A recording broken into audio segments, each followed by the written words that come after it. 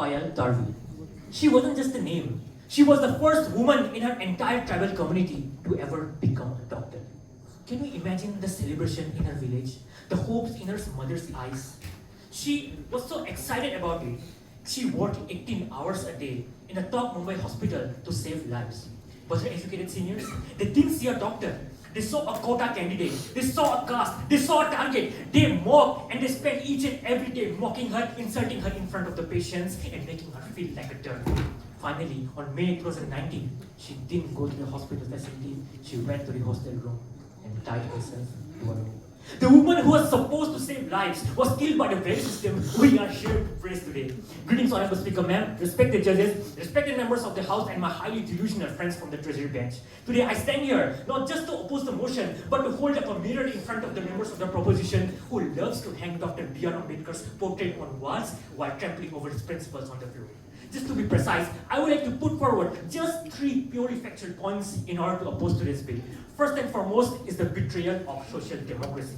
Honorable Speaker, ma'am, according to the Oxfam International Inequality Report of 2023, in India, the top 1% holds 40% of the nation's wealth, whereas the bottom 50% survives on crumbs. When millions of people remain trapped in generational poverty due to their birth, can we honestly say that we are true to his vision? Secondly, Honorable Speaker, ma'am, is the persistence of caste identity. Respected members of the House, Ambedkar's main inner motive was never restricted to the upliftment of Dalits or just bringing the so-called SC/ST reservation. However, his inner main motive was the complete annihilation, the complete destruction of this very caste system. Now look at the reality of the present India. According to the National Crime Records Bureau, NCRB, the crimes against scheduled castes have drastically increased in a steady pace of about 1.2% in 2022 alone, totaling about 57,000 reported cases. Thirdly, Honorable Speaker, ma'am, is this illusion of the social representation. The members of the proposition may argue that we have Dalit presidents, we have Dalit ministers, but let us not confuse tokenism with transformation. If we change the face of the tops, that doesn't change the fate of the millions at the bottom. Respected House, it's a matter of deep shame and deep disgrace that right now in 2026, we have people who are dying in sewers, of which 90% belong to some specific caste. Honorable Speaker, ma'am, the human heart aches to say this, but 13% of the total tea production on this planet Earth takes place in the state of Assam alone. Yet, while big MNCs like Unilever or Lipton earn crores from Assam's tea, the tea plantation workers for Assam earn less than 250 to 300 rupees per day, which is even, Honorable Speaker, ma'am, less than what an average beggar earns in India, in any metropolitan city. These are our conditions. And last but not the least, I would like to conclude by politely requesting the members of the Treasury bench to have a reflection over this issue again.